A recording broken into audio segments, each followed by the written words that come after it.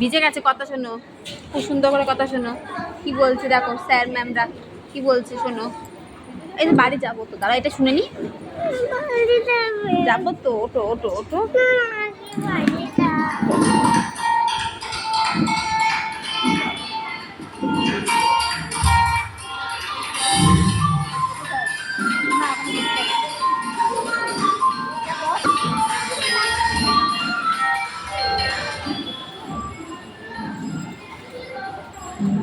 এই খেয়েছে।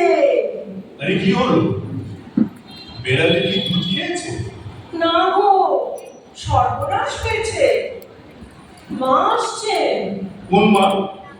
আরে এই তো দশভূজা আমাকে দেউলে আর তোমাকে রানী বলেই তো সরে পড়লে। দেউলে আর আমাকে রানী? বাবা, 14খানা শাড়ি হয়েছে তোমার, ওই নগদে 8খানা আর ওই ইনস্টলমেন্টে 6। আর এরপরেও যদি এই খেয়েছে বলো না, আমার কিছু বলার নেই। আরে এ খাওয়া সে খাওয়া নয়, মা আসছেন। মা? কোন মা? শ্যামা মা? তাহলে ওই দুধ বন্ধ করে চাঁদা দাও। আমার কিন্তু বাবা শ্যামা মা নয়, তোমার মা আসছেন। দুর্গাপুরে ঠাকুর পরখানে আর ভালো লাগছে না, এই দেখো নাও চিঠি। যে আনন্দের আর কি আছে। শোনো শোনো, তুমি ওই 1 পোয়া দুধ বাড়িয়ে নাও, আর আমি আমসত্ব নিয়ে খেতে বড়ই ভালোবাসে। এই তো বললে দুধ বন্ধ করে চাঁদা দিতে। আর এখন বলছি চাঁদা বন্ধ করে দুধ দাও। চাঁদা না দিলে কি হয় জানো? জানি জানি, বনধলাই। তা মায়ের সেবায় শহীদ হতে আমি রাজি আছি, তবু তো নর্দিন বেরিত হবে। আর তুমি ওই জীবনে জানে তুমি দাওনি চা বিস্কুট, মরণে কেন তারে দিতে এলে মশা মারা দুধ। আর কি রাখো তো, মা কোথায় থাকবেন ভেবে দেখেছো? কেন, এইখানেই থাকবেন। আমাদের এখানে আসছেন যখন, আর কোথায় থাকবেন? এই তো 1.5খানা ঘরের ফ্ল্যাট, তা মাকে রাখবে কোথায়? কেন, খাটেই রাখো। তোমার মাথায় কি আছে বলতে পারো? খাটে তো রাখবে, কিন্তু খাটটাকে রাখবে কোথায়? কেন, ঘরে? কোন ঘরে? এই একটা সমস্যা বটে। আচ্ছা শোনো, মাকে ওই বারান্দায় রাখলে কেমন হয়? আমি একটা ফোল্ডিং খাট কিনে আনি, খোলা আকাশ, মেলা বাতাস, তারা দেখতে মা ঠিক ঘুমিয়ে পড়বে। ভোরবেলা পাখি এসে ডাকলো, ওঠো মা ওঠো। পূব আকাশে জবাব কুসুম সূর্য মাকে গুড মর্নিংও করবে। আর কার্তিকের হিমে অচিরেই নিউমোনিয়া। ছেলেদের বুদ্ধিতে সংসার চালাতে হলে খুনেরটা নরকেই যেতে হবে। এই দাঁড়াও দাঁড়াও, ওই বারান্দাটা যদি পেটপল দিয়ে ঘিরে দিই তাহলে কোনো অসুবিধা হবে? আমরা মজা করে খাটে শুভ নরম বিছানা আর বৃদ্ধা মা বাইরে বারান্দা। ছি ছি ছি, মানুষের প্রেমে পড়ে আসছে ঠিকই, তবে এখনো একেবারে মরে গিয়েছে কি? তাহলে এই বাইরের ঘরে কি বুদ্ধি! যতবার তোমার বন্ধু বান্ধবরা আসবে ততবার তুমি উঠে উঠে বাইরে যাবে। বৃদ্ধা বলে তার মান সম্মান নেই, গোপনীয়তা নেই। মা তোমার ঝড়ের একটু সাথে বুঝি। তা কেন হবে? আমার তো সেই রকমই মনে হচ্ছে। বিয়ের পর থেকেই দেখছি মা যেন তোমাদের ফুটবল। 2 মাস দুর্গাপুরে ছোট ছেলের কাছে, তো 3 মাস জামশেদপুরে মেজর কাছে, আর তোমার কাছে আসার নাম করলেই নাকে কান্না।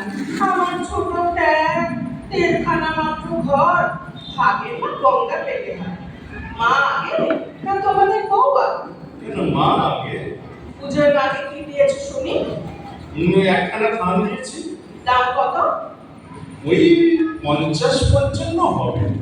আর আমার পিওর সিল্কটার দাম কত? 400। ছি ছি, লজ্জা করে না? লজ্জা করে না তোমার? মা কতদিন আগে তোমার কাছে একটা পূজার বরফ চেয়েছিলেন। শোনো, ছোট ভাই আমার চেয়ে কিন্তু বেশি রোজগার করে। ও, তাহলে তো হয়েই গেল। শোনো, মা আসবে, এখানে থাকবে, আমাদের কাছেই থাকবে, আমাদের ঘরেই শোবে। আমরা থাকবো এই বসার ঘরে। তুমি শোবে সোফা কাম বেডে আর আমি মেঝেতে। সোফা কাম বেডে শোয়া যায় মাধুরী? খুবই যায়, মনটাকে তৈরি করতে পারলেই হলো। শোনো শোনো, মায়ের কিন্তু আবার ছুঁচিবাই আছে, ছোঁয়াছুঁয়ির বিচারও আছে। সে আমি বুঝবো না, তুমি কতক্ষণ বাড়িতে থাকো শুনি। দেখবে খুব অসুবিধা হবে কিন্তু। ভুলে যেও না, আমাদেরও কিন্তু একদিন বয়স হবে।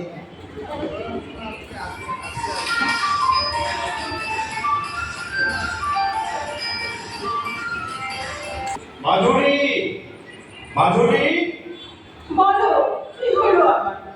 জড়িয়ে ফেলেছো? এখন রেখে দেখো। আরে দূর দৌড়াবো কেন, এসো না একবার। কি এমন করছো বলো তো? ঝুল যাচ্ছি, তোমার দ্বারা কোনো কাজের কাজ হয় না। বললুম পাখার প্লেটগুলো একটু পরিষ্কার করে দাও। আরে তুমি একটু এসোই না একবার।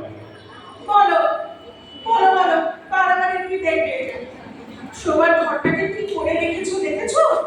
শুনেছি তোমার পছন্দ করে, পাখার প্লেটটা পরিষ্কার করে দাও না।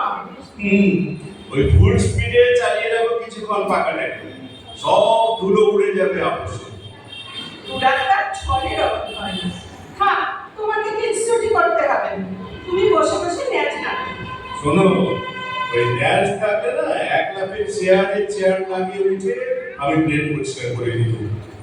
কি তোমার একই চেহারা হয়েছে ম্যাডাম, ঠিক যেন মিকি মাউস।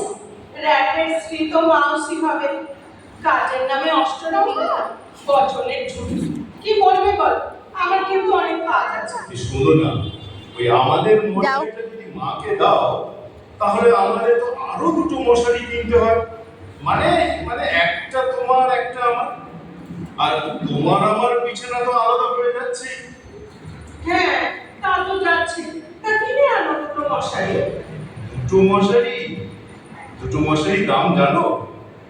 আবার একটা বাড়তি খরচ। তার সংসার মানেই তো খরচ, রোজগার করছো, খরচ করবে। আচ্ছা আচ্ছা মাধুরী, তোমার মাথা তো আমার চেয়ে অনেক বেশি খুলতাই, এই একটা কিছু ভেবে বার করো। দাঁড়া দাঁড়া, একটা কাজ করো, তুমি করো দুটো বোরখা বানিয়ে আনো, একটা তোমার একটা আমার, ওই করে শুয়ে পড়া যাবে।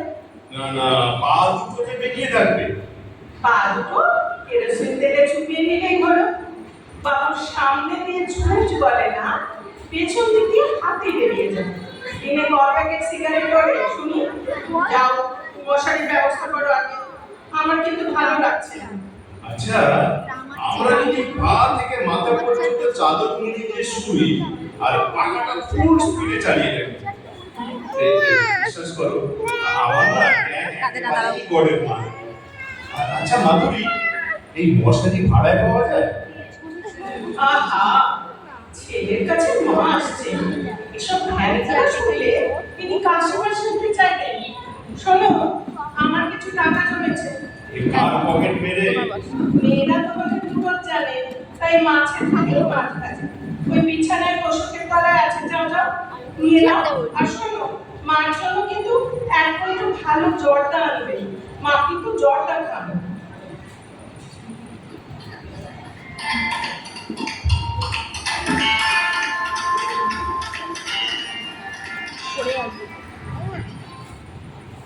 কি হলো, তুমি এখনো বসে বসে কাগজ করছো? স্টেশনে যাবে না? আজ মা আসছে। আরে হ্যাঁ তাই তো, এই দাও দাও দাও জামাটা দাও।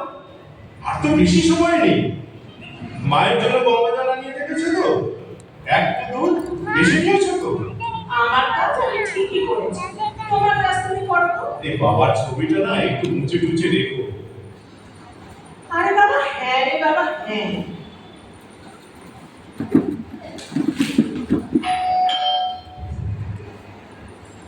এখন আমার কি হলো? মা, একি মা আপনি এত তাড়াতাড়ি কি করে এলেন? এসো মা এসো। বাবা ভালোই হলো, আমার এই ট্যাক্সির খরচটা বেঁচে গেল।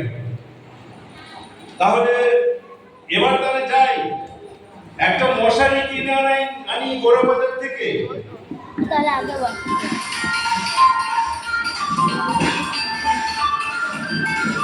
শেষ হলো নাটক, অভিনয় করলো মানুষের ভূমিকা আমি অভিজিৎ মিত্র এবং মাধুরী ভূমিকা দীপান্বিতা মিত্র।